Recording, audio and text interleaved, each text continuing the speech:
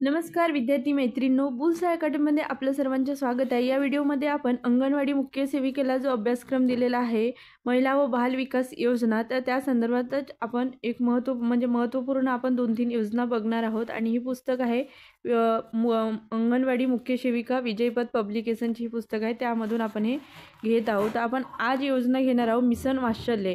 Mission वात्सल्य ही योजना 2021 मध्ये सुरू झाली, महाराष्ट्र शासनाची आहे आणि जे कोरोनामुळे अनाथ झालेले मुलं आहेत त्यांच्यासाठी विशेष करून सुरू करण्यात आली होती। नंतर ते 2022 पासून संपूर्ण देशभर राबवण्यात आलेली आहे।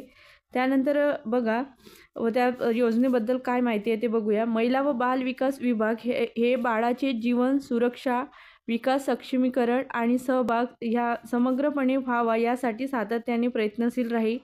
बाल संरक्षण आणि पुनर्वसन सेवेअंतर्गत विभागाने राज्यात बालसंगोपन संस्थांची एक साखळी निर्माण केली आणि ज्यामध्ये बालगृह, संगोपन केंद्र आणि निरीक्षणगृह आणि विशेष गृह इत्यादी सेवा आहेत। त्या ठिकाणी CCI मध्ये राहणाऱ्या बालकांचा सर्वांगीण विकास व्हावा आणि ते समाजाच्या मुख्य प्रवाहात सहज सामील व्हावे, तसेच त्यांचे पुनर्वसन यशस्वी व्हावे यासाठी महिला व बाल विकास विभाग कार्यरत असतो।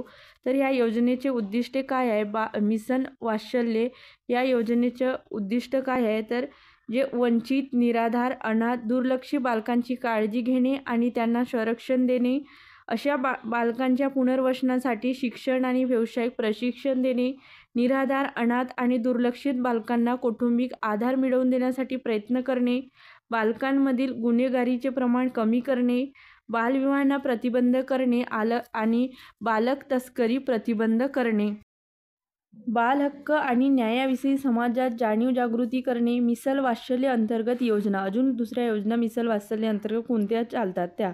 तर government children's home, specialised adoption agencies, त्यालाच SAA 6 म्हणून म्हटलं जाते, उघडे निवारा म्हणजे ओपन सेल्स, विशेष गृह स्पेशल होम्स, निरीक्षण गृह, वात्सल्य सदन, सुरक्षिततेचे ठिकाण म्हणजे स्पेशल ऑफ सेफ्टी, अशा पद्धतीच्या योजनासुद्धा मिशन वात्सल्य योजनेअंतर्गत चालतात। त्यानंतरची योजना आहे मिशन शक्ती।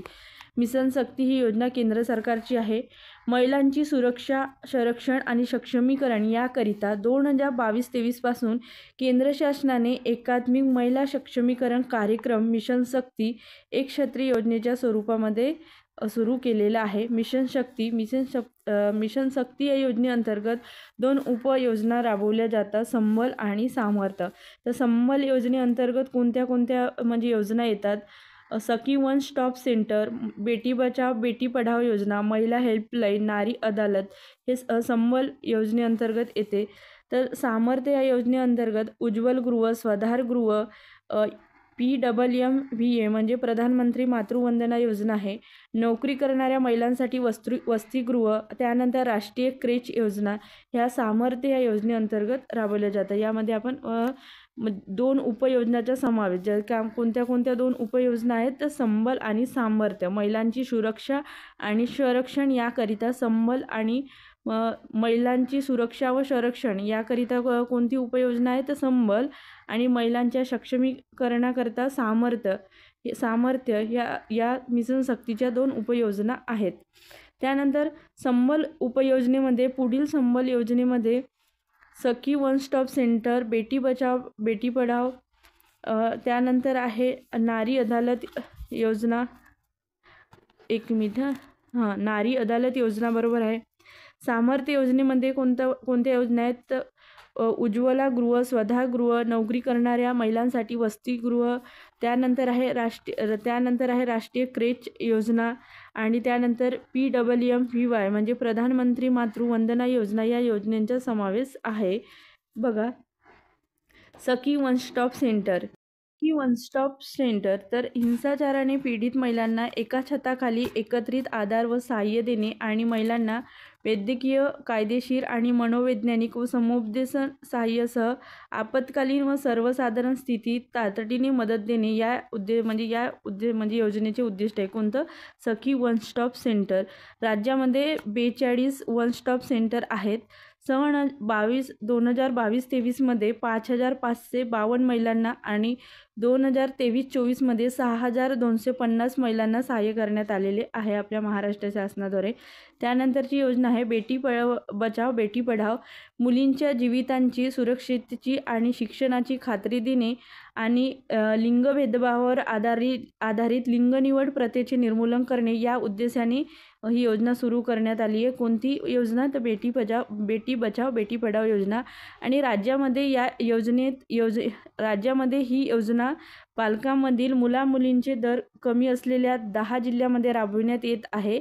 आणि या योजनेअंतर्गत जनजागरण मोहिमेद्वारे मुलींचा जन्मदर वाढवणे, गर्भवती महिलांची नोंदणी, मुलींचा जन्म साजरा करणे, आरोग्य शिबिरे आयोजित करणे, मुलींच्या शिक्षणाविषयी मार्गदर्शन करणे, गुड्डागुड्डी फलक लावणे, मुले व मुली यांच्या जन्माची संख्या असलेले फलक सार्वजनिक ठिकाणी लावणे, जिल्हास्तरीय विविध स्पर्धा राबवणे असे उपक्रम राबविण्यात येतात.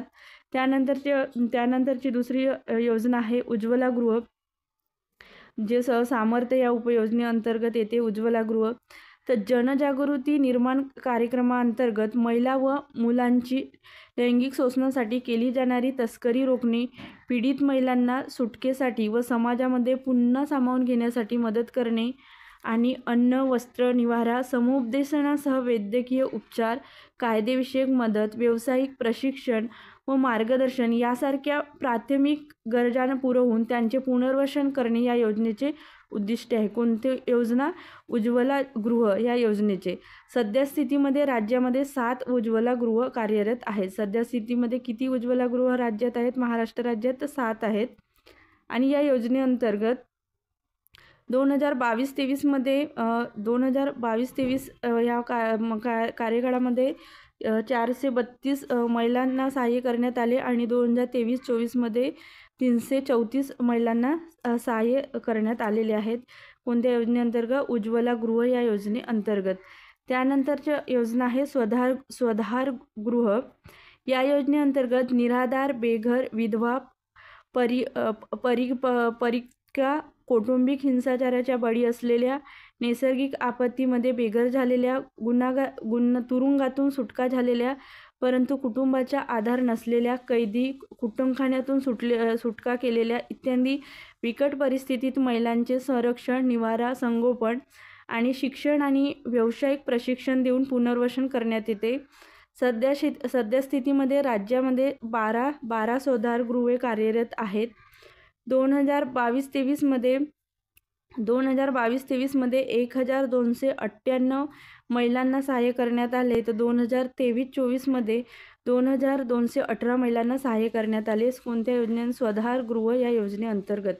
त्यानंतर नोकरी करणाऱ्या महिलांसाठी वसतिगृह.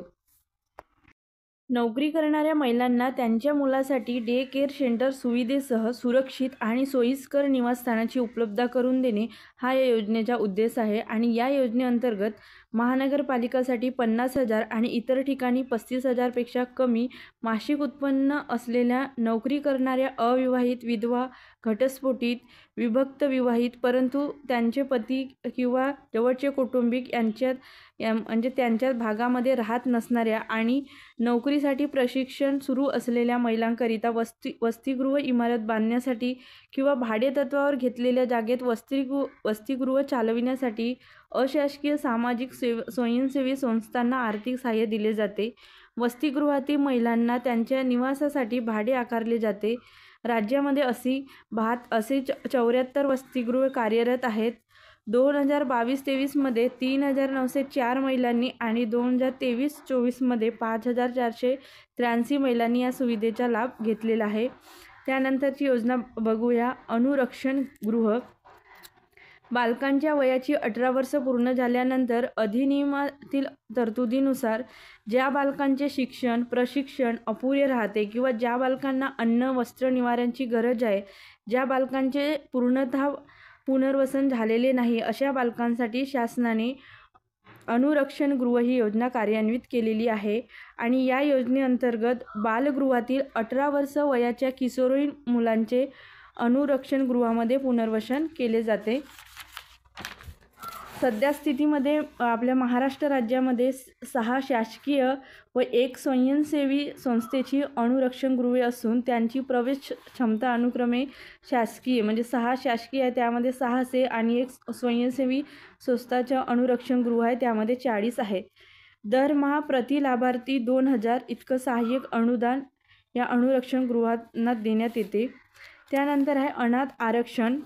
ही म्हणजे या योजनेचे स्वरूप बघूया तर 2 एप्रिल 2018च्या महाराष्ट्र शासन निर्णयाद्वारे अनाथ बालकांना शिक्षण किंवा सरकारी नोकरी मिळवताना खुल्या प्रवर्गात 1% म्हणजे समांतर आरक्षण सुरू केलेले आहे.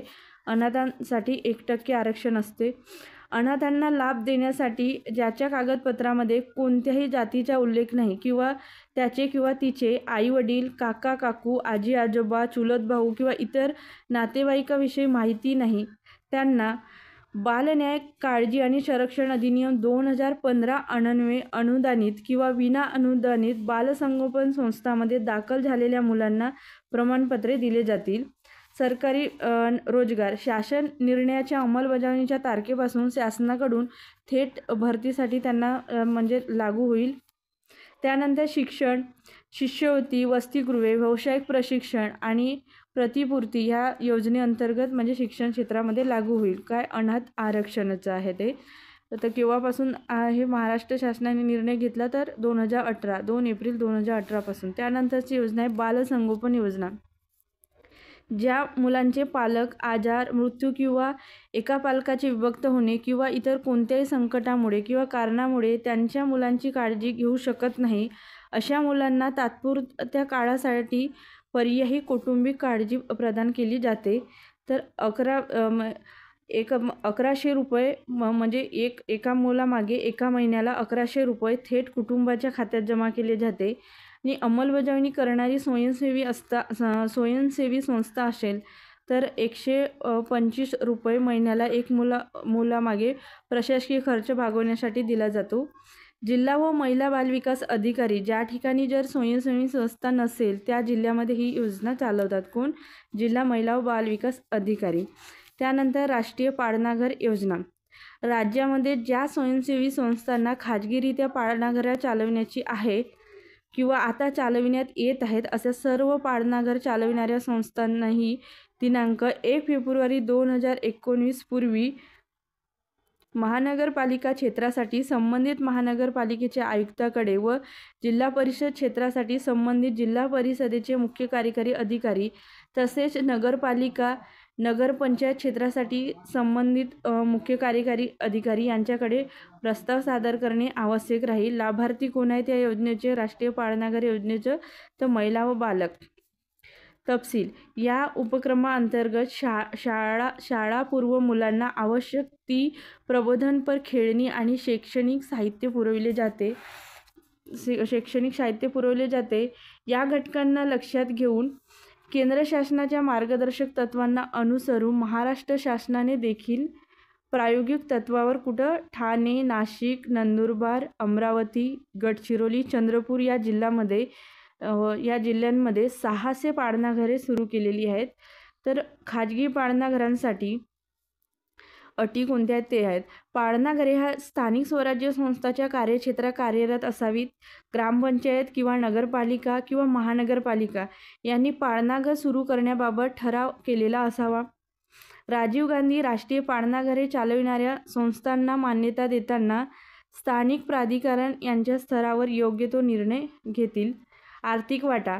राष्ट्रीय पाळणाघर योजनेअंतर्गत चालविण्यात येणाऱ्या पाळणाघरासाठी केंद्राचा हिस्सा 60% राहील आणि स्थानिक प्राधिकरणाचा हिस्सा 30% आणि त्या संस्थेचा अनुदान म्हणजे जे संस्था चालवत आहे त्या संस्थेचे अनुदान 10% याप्रमाणे राहील.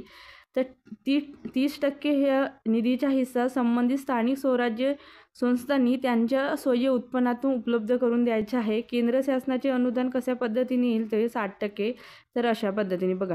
महिला व बाल विकास विभागाकडून अर्थसंकल्पित करून आयुक्त एकात्मिक बाल विकास सेवा योजना नवी मुंबई यांच्यामार्फत संबंधित स्थानिक प्राधिकरणास उपलब्ध करून देण्यात येईल। अशा पद्धतीने आपण बालसंगोपन योजना, राष्ट्रीय पाळणाघर योजना आणि मिशन वात्सल्य योजना या व्हिडिओमध्ये आपण बघितलं आहे। जर तुम्ही या चॅनलला नवीन असाल तर चॅनलला सबस्क्राईब करा आणि तुमच्या मैत्रिणीपर्यंत शेअर करा ज्या अंगणवाडी मुख्य सेविकेचा अभ्यास करत आहेत। पुढच्या योजना आपण पुढच्या व्हिडिओमध्ये बघणार आहोत। धन्यवाद।